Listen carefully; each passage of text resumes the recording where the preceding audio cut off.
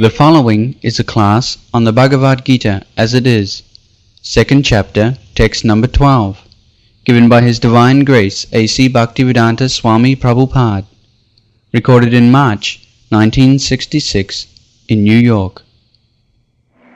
This is the clear verse, number, you can note down, number 12 verse of the second chapter of Bhagavad Gita. Now, I have already explained that because Sri Krishna is the Supreme Personality of Godhead, and because He has got clear vision, and because He has full knowledge, He cannot give us misdirection.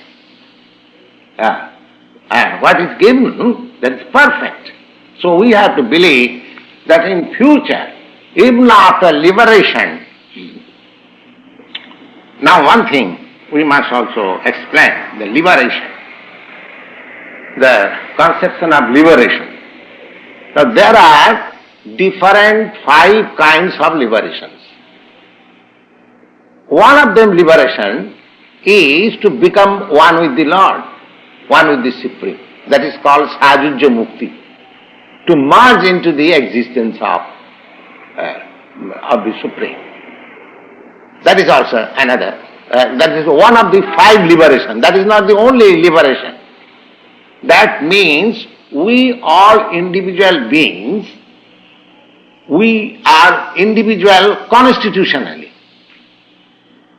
God is the Father or Creator or whatever, or the source of our life or source of our existence, whatever you like, you can say. So we have been created in that. Eka Bahushyam. God has become many. This is also verse of the Vedas, that many, all these many, we are also God. Just like the fire diffuses its sparks. These sparks coming out of the fire, they are also parts and parcel of the fire. Similarly, we are all parts and parcels of the Supreme. He wanted to become many. He wanted to become many. So He has become many, and we are that many. So we are not different from God.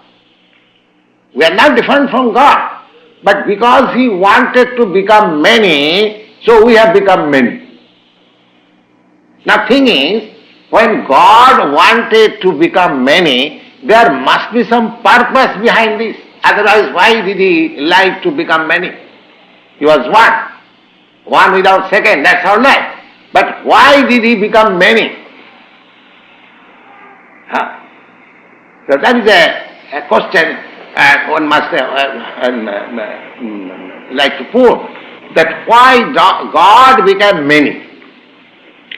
That answer is that because God is a Satchidananda Vigraha, He is all pleasure, therefore without many there is no pleasure.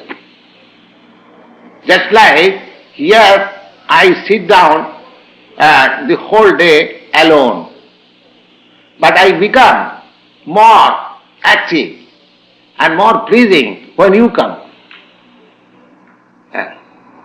Whenever we want to enjoy some pleasure, pleasure is not enjoyed alone. Pleasure is enjoyed with many. Now, God is by nature, His Anandamaya Abhyasa, is always full of pleasure, full of blissness. Now, if He wants to become many, He is omnipotent, He can become many. Where is the objection there? He can manifest Himself in various. Just now we quoted a verse from Brahma Samhita, Advaita, Achyuta, Anadi, Ananta Rupam. Ananta Rupam means unlimited forms. Unlimited forms. Still, they are one. In spite of becoming unlimited, that one. Just like the sun, if you put here millions of pots, water pots. In every pot you will find the sun's reflection. But that millions of reflections, sun does not mean the sun has lost his oneness. Sun is one. That is also a Vedic system, that we are a reflection like that. So anyway, these many forms of God is from the desire of God. Now, out of this, because God has got some desire, transcendental desire, to enjoy with many. He enjoys with his own energy because he is all perfect. Just like if I want to enjoy life, I want a family, I want a wife, I want children, I want friends, I want servants. So I have to think before having a wife. You see, because I am limited. So I think twice whether I am able to keep a wife, then whether I am able to maintain my children. These things are consideration. And actually, in the present society, every young man is thinking like that. You see, whenever the question of marrying is there, they think like that. But that thinking is due to our imperfectness. Because we are not all powerful, therefore we think like that. But when we give the qualification to God that He is all powerful, omnipotent, so He can maintain any number of children or any number of wives. Otherwise there is no meaning of omnipotent. So similarly, God has become many, and He has got a plan behind this thinking of many. Now, out of these many, if one wants to merge again into the existence of God, so God has no objection. God has no objection. Now, from God we have become many. Now, suppose I or you want that I don't want to keep myself as one of the many. I want to become one with you.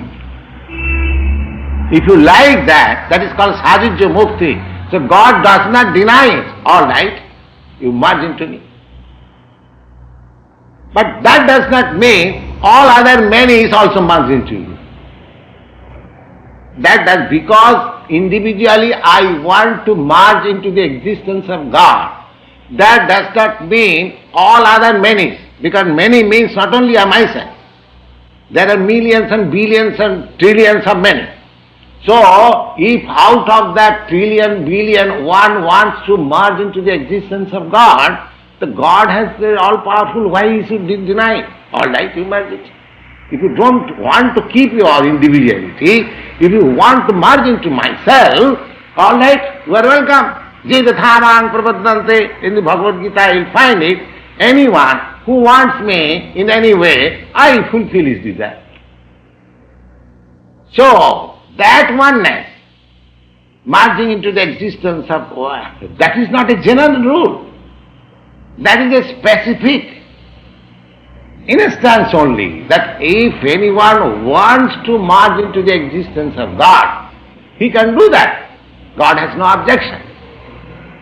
But if others, that does not mean that everyone as a rule merge into the existence of God. No. There are others. Just like another example, you take it. Generally this example is given that the rivers all flow into the sea and they become one. Or the drop of the ocean water when put into the ocean, the drop of the ocean water loses its existence, is become one with thee. That's all right. Now, if you have seen the ocean, there are always millions and millions of drops coming out by the dashing of the waves. You see? That is going on continually. And some of them again falling into the water. They lose the drop existence. But that does not mean that the creation of drop is stopped. Even from that exactly. You see? And because the river waters comes and submerges into the sea water, that does not mean the river, all rivers have stopped. The rivers are there. Then another example, now there are many aquatic animals within the water. They are also, now as the drop of the water emerges from the sea water and again merges into the sea water. So that is a nice example. But these fishes, these aquatic animals, they are also born in that water. Nobody has given these aquatic animals from anywhere else. They have taken their birth from that water. They are also born of the water. Just like the drops of the water are also born of the water. Similarly, these living aquatic animals, they are also born of the water. Now, the drop of the water merges into the water and loses its existence. That does not mean there are other living entities within the water, millions and billions. They also lose their identity. They keep their identity. So, some of the living beings may merge into the existence of the God. That is called Sajujya Mrityu. But there are many millions and millions and billions of Ananta. They want to keep their existence and enjoy the association of God. That is the difference between Jnani and Bhakta. The Jnani's ultimate end is Nidbhed Brahmanusandhan. They want to become one with the Supreme. He does not, a Jnani does not want to keep himself separately from the Supreme. He wants into the merging. You mean a Jnani yogi? Jnani, yes, Jnani.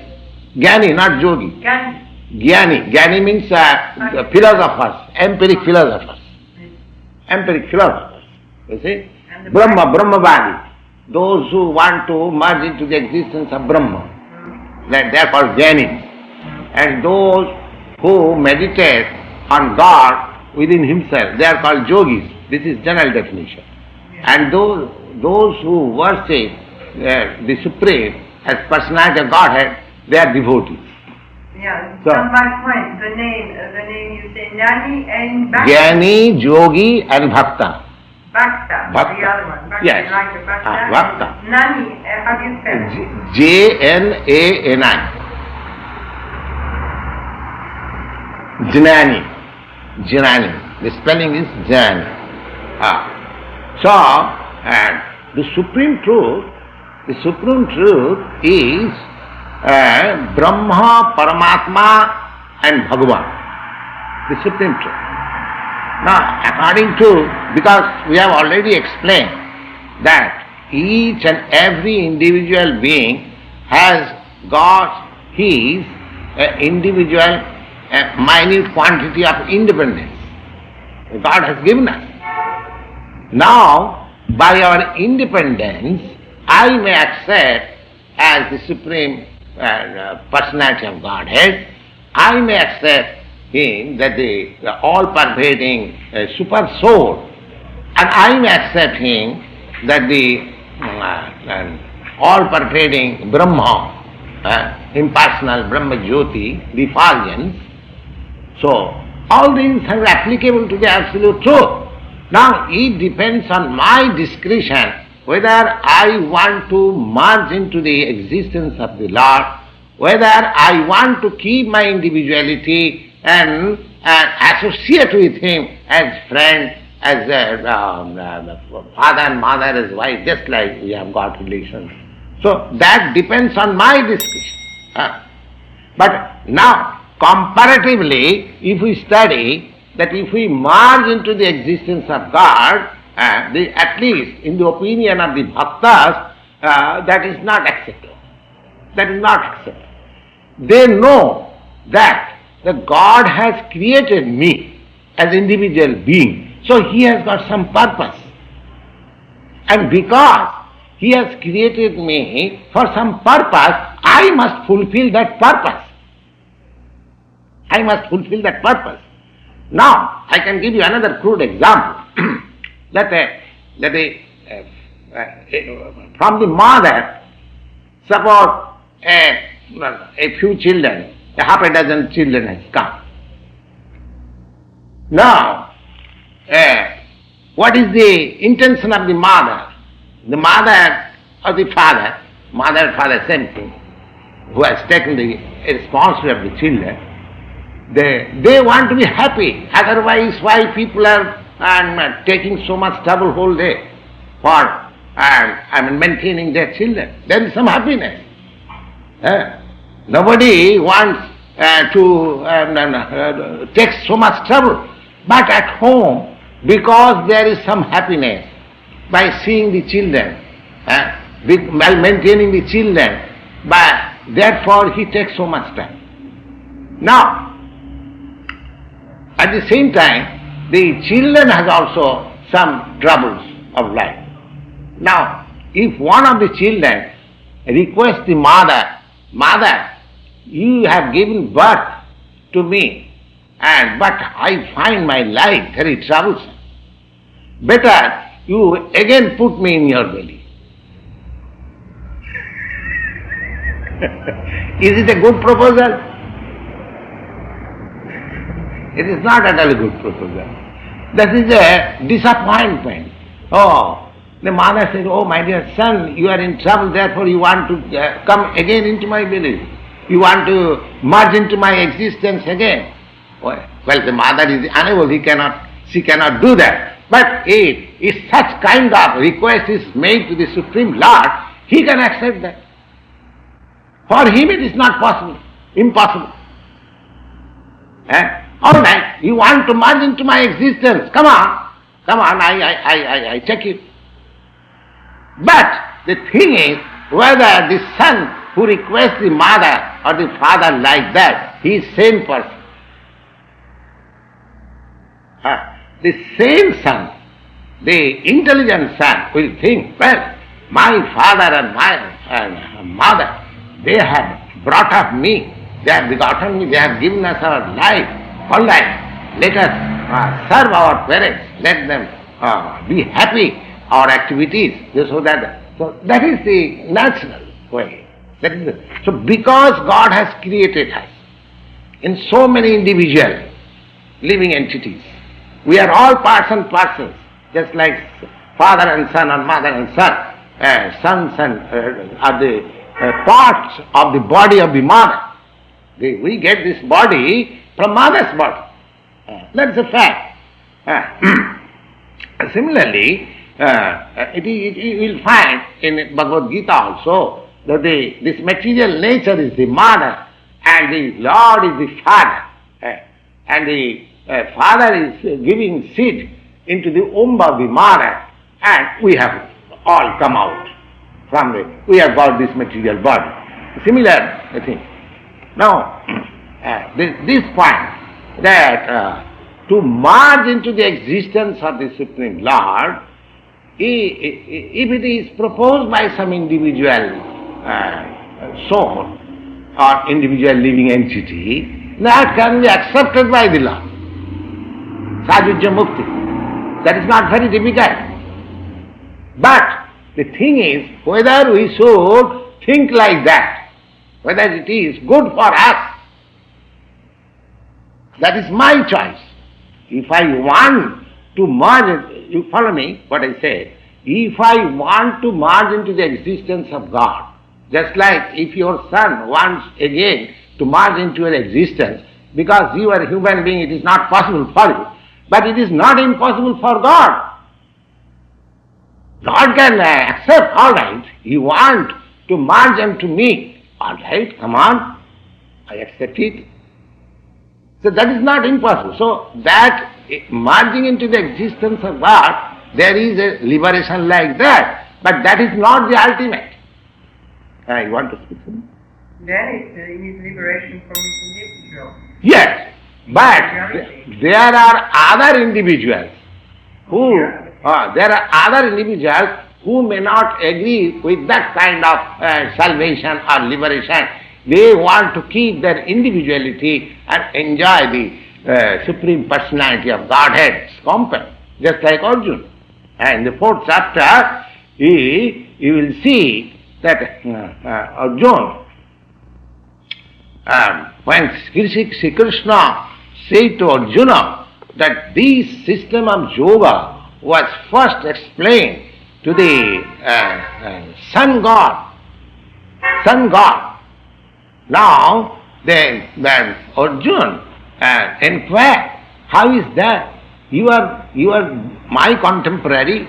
How you say that you advised or instructed this yoga system to sun? That means crores and crores, millions and billions of years before. How is that? There is a very same question. Now, in that question, the Lord answered, my dear Arjuna, yourself and myself, we took birth many times, but you have forgotten. I have not forgotten.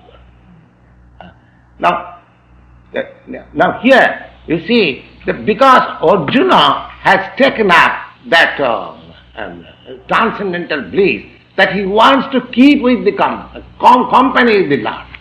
So if anyone wants to keep company with the Lord, he is welcome.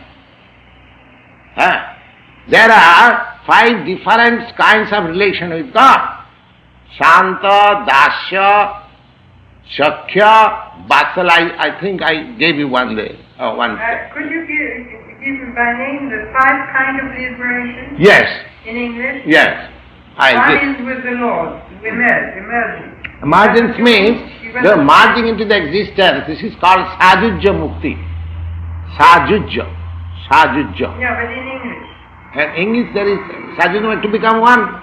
Become one. Yes, Sajujya Mukti means liberation by becoming one with the Lord. Okay, what is number 2? Yes. I'll explain. Yes. Mukti means liberation. Mukti means now we are in egoistic condition with this material body. Now mukti means when we shall be liberated from the material existence and we shall get our spiritual life proper. That is called mukti. Just like a person is suffering from disease, fever. Now when he is out of fever is attacked, he is called mukta. Roga mukta. Roga mukta means he is free from the disease. Similarly, mukti means because we are now encumbered with this material body, as soon as we become free of this material conception of life, that is called mukti. That is called Brahma Bhuta. Brahma Bhuta. Generally, Dr. Mishra is teaching this, that what you think of yours, what I am. I am not this body. That is the whole process of this teaching. So, we have already discussed, and the same point is being discussed nicely in Bhagavad Gita, that we are not this body. Our material identification is wrong. So we have come to that point, come to that stage, you see, that I am not this body. And because I am not this body, therefore, I have no connection with this world. Because my connection with this world is due to my body. It's due to my body. I consider one woman my wife because I have got bodily connection. I consider somebody my son because bodily connection. I consider this town, this country, my country because my body has grown up from this land. So in this way, as soon as one becomes free from the conception of identification of this body, he becomes a liberated soul. Therefore, you find in Bhagavad Gita in the later chapters that as soon as one emerges out from this conception, he is Prasannatma. Oh, I have no responsibility. I have no responsibility. And Brahma Bhuta Prasannatma na sochati na kankati. As soon as he is liberated, just like a man freed from the attacks of fever or any disease, when he is recovered, he finds himself happy. Oh, now my disease is now gone. I am happy. Similarly, as soon as we come to the spiritual understanding of our existence, then our life will be joyful. That is the sign. Whether a man is freed from this material existence, mukti, mukti can be achieved even in this life. Mukti, it is a question of conviction. Now we are convinced fondly that I am this material body. And as soon as I gave you the other day the example of Socrates, he was convinced that I am not this body. So he was offered poison. He gladly took it. Well, what is that? I can take it. Because then he is Mukta Purush. He is liberated soul. Never mind. You want to kill me, kill me. I don't like. All that. So this is liberation. Now this liberation is divided into five. There are five concepts. One of the liberation is to merge into the existence. Our birth was from the Supreme Absolute. Now, after liberation, we merge into the existence of the Supreme. That is called Sajujya Mukti. Now, besides this Sajujya Mukti, there are other five muktis which the Vaishnava Sampradaya or the devotees, the Lord's devotees, they accept. They practically, those who are pure devotees, they do not want any kind of mukti. They do not, even they are offered. They are simply after the service of the Lord. They are prepared to suffer any kind of suffering. They are not affected by all those sufferings.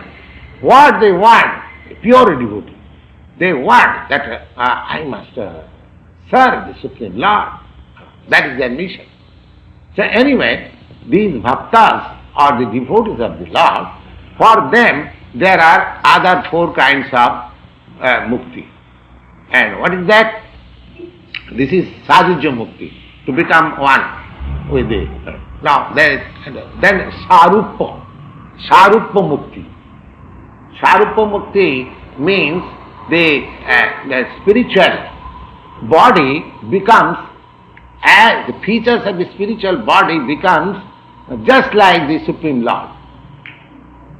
Just like Narayan has got four hands with Sankha Chakra Gadapadda and the lotus flower, conch shell, club and wheel. So everyone who takes that Sarupa Mukti just become just like his feature of the body becomes just like the Lord. You see? That is called Sarupa Mukti. S-A-R-U-P-Y-A. Sarupya. Yes, Sarupya. This is called Sarupa Mukti. And Mukti or Mukti? Mukti, yes.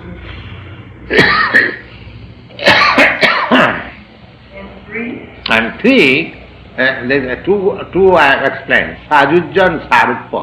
Then Salokya.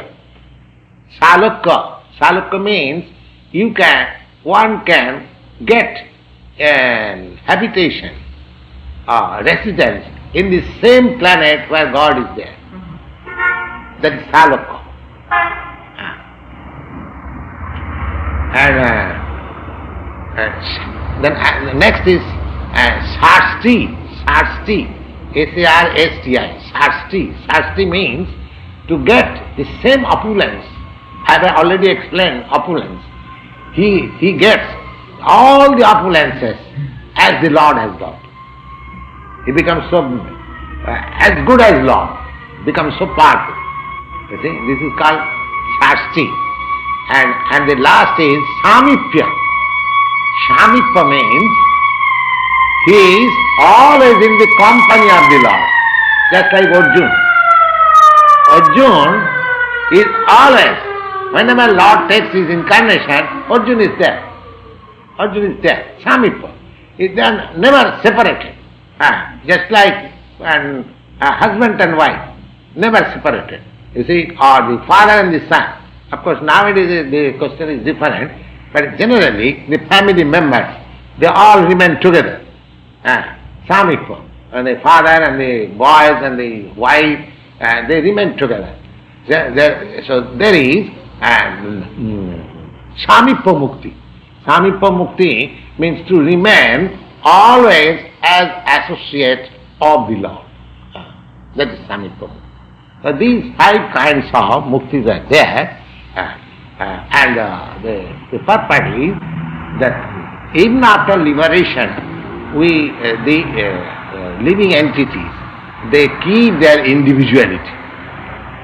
Just like as associate of the Lord, as resident of the Lord's planet, or to have the bodily features of the Lord in so many ways, and one can merge into the existence of the Lord. That is also accepted. But simply merging into the existence of God, that is not the only liberation. That is one of the liberation. But the devotees of the Lord, they do not accept such kind of. They do not want to merge. They want to enjoy the company. That is the difference between. Both of them have become liberated. Merging into the existence of God, that is also liberation. And to keep individuality and enjoy the company of the Lord, that is also liberation. Yes. Therefore, may I say that the 4 last ones are what you call the demigods. No, demigods, they are not liberated. They are not liberated? No. Demigods, they are just like delegated officers for maintaining this material existence. Just like sun. Sun is a demigod. Sun, the moon is a demigod. And what about the masters who are working? The masters who are working the... Master is the Lord. Yeah, but there are different masters of higher degree that you were calling, you were mentioning before. There are some of different degrees who are working. Yes, different degrees, just like everyone is servant of the Lord. Yeah, but that's degree, not what you call not the degree. masters. Now suppose take for example the sun, the chief living entity, or the chief man or chief living being in the sun planet. Now, his position and my position, there is a vast difference. And he is maintaining such a planet, and he is situated there as the chief man or the chief living being. So his degree of power is far, far greater than the degree of power here the President Johnson or something else. You see? So, that degree of power does not make him that he is God. He is not God. He is also servant of God. Anyone, even Brahma, anyone. There is a verse in the Chaitanya Charitamrita that Ekola Ishwar Krishna Arsa Bhritta. The individual living entities, there are so many, multi. But all of them, they are servant of the Lord. There may be, their position may be upper or lower in different degrees, but that does not make them equal with the Lord. The Lord is different. That is also mentioned in the Patanjali Yoga system. Lord is supreme. He is the great. He is the greatest. Asamortha. Nobody is equal with him, and nobody is greater than him. That means nobody is equal with him, nobody is greater than him, that everybody is lower than him. So, is that question solved?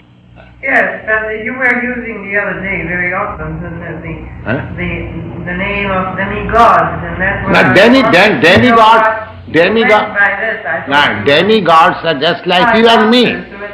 Demigods just like you and me. but they have got a degree of power than me and he. Now you just say it's the sun. The sun, yes, he's also living. It's a planet. The sun is a planet, but there is a controlling deity also.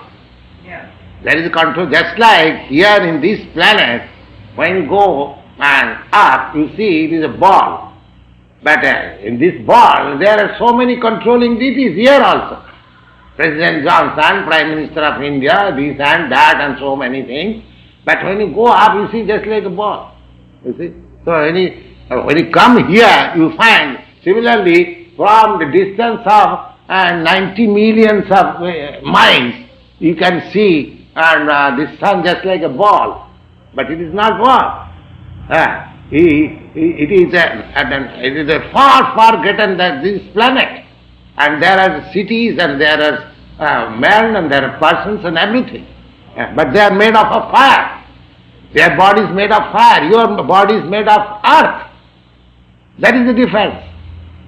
Just like in the water, you cannot live because your body is made differently that you cannot live in the water.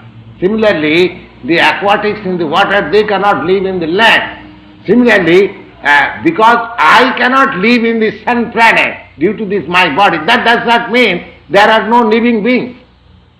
They are living beings. You see, after all, the whole material world is made of 5 elements. Earth, water, fire, air and ether. Now these 5 elements, in some planet you will find earth predominant. In some planet you will find water predominant. In some planet you will find fire predominant. In some planet you will find air predominant. But that does not mean that there are no living entities. There are living entities. The sun planet is a planet where fire is predominant. Now, according to medical science, that by heat and fire, the germs are killed. But in the fire also, they are living entities. Just like Dr. Mishra was giving the example the other day about opium. Now, opium is a dead poison. Dead poison. But in the opium also, you will find some worms. Some what? Worms. Worms. Yes. How it is possible? They are also living entities. If I take a drop of opium, I die. But they are living and they are eating and living there. So because it is impossible for me to eat opium and live, but you cannot say that there are other living, there cannot be no living entities there. Similarly, you have experienced that you cannot live in the fire. That does not mean that in the sun planet there is no living entities. There are living entities. Because in Bhagavad Gita I will find that living soul as it is not burnt by fire. It is not burnt by fire because it is spiritual. The material elements has no power to destroy it. It is not burnt by fire. So in every planet, it is concluded that every planet there are living entities. There are intelligent beings. And because in the higher planet there are more intelligent persons, beings, they are called demigods. The demigods means they have got practically qualifications almost equal to the Supreme Lord. They have got such qualifications. And divas. And divas. Devas, that is a Sanskrit word, and real Deva means the Supreme Lord. And when you call Devas, that these Devas, they are all obedient servants of the Lord. They are very powerful. So when you become obedient devotees of the Lord, we can get such posts in the sun planet, in the moon planet, in the heaven planet, in the Brahma planet. So the devotees of the Lord, they are not losers. They get more power for controlling power. Yeah, therefore they are called devas. Devas. Devas means those who are there are two words used in Sanskrit. Devas and asuras. Asuras. Now, the definition of these devas and asuras are like this. Vishnu bhakta bhavet deva asurastad viparjaya. Asurastad viparjaya. Vishnu bhakta, those who are devotees of the Lord, they are devas. This is the difference between devas. Devas and asuras does not mean that asura has got a very ugly face. No. Even a very beautiful man, he can be a asura. He can be and even a very ugly man, he can be a deva. Just like Hanuman. Hanuman was a beast. He was not even man. He was animal. He comes from the monkey species of life. But he is a great devotee of Lord Ramchandra. So he is Deva. So Vishnu Bhakta Bhavet Deva. Those who are unallied devotees of the Lord, they are called Devas. And those who are against the obedience of the Lord, they are called Asuras. Anyone. It does not mean human being or anyone. But in the higher planets, you will find all the inhabitants there, they are called great devotees of the Lord. Therefore they are called devas, demigods. And therefore they have been entrusted with the management of this material world. Just like confidential persons have given responsible posts in government, similarly, because they are devotees of the Lord, they have been awarded this post to be sun god, to be moon god, to be Indra, heavenly god, to be Brahma, like that. So many, Marichi, and so many. You see? Yes. Are they working a lot with the vibrations of music? Huh? With music? Oh yes, everything is there. So why do you think that only here in this planet everything is there and there is nothing? This is our foolishness. Just like you have never been to India. But I'm giving an example. If you think that the Indians, they do not eat, they do not sleep, they do not marry, that is a madness. That is a madness. If you think that Indians do not eat, or Indian, because you have not seen them, but as soon as you know, they are also human beings like us. Just like, as for my example, when I was in India, I was thinking of America something wonderful. Now I see here there is not at all any difference. The only difference is that you people are fair complexion, your bodies are white and they are colored. Or they are not so white. But there are white men also. In India you will find varieties of color, beginning from this American, European color down to the black Negro color. You will find in India. There are so many colors. So, and actually I give you my frank admission that when I was in India, I was thinking the Americans may be a different type of people, or they may be thinking in other ways, they may be so many different things. But here I see there is no difference at all. No difference at all. Only some bodily feature. Even I study the pigeons, I see, the same pigeons are here playing just like Indian pigeons, and when I see the sparrow. So there is no difference. There is. There is. Besides the sparrows, the other birds, as a rule, here in America are bigger than the birds in Europe. Yes. The same kind of birds. Yes. They're bigger in Europe. Yes. I admit that. They're stout and strong. Yeah. Yes, to the squirrel, I see.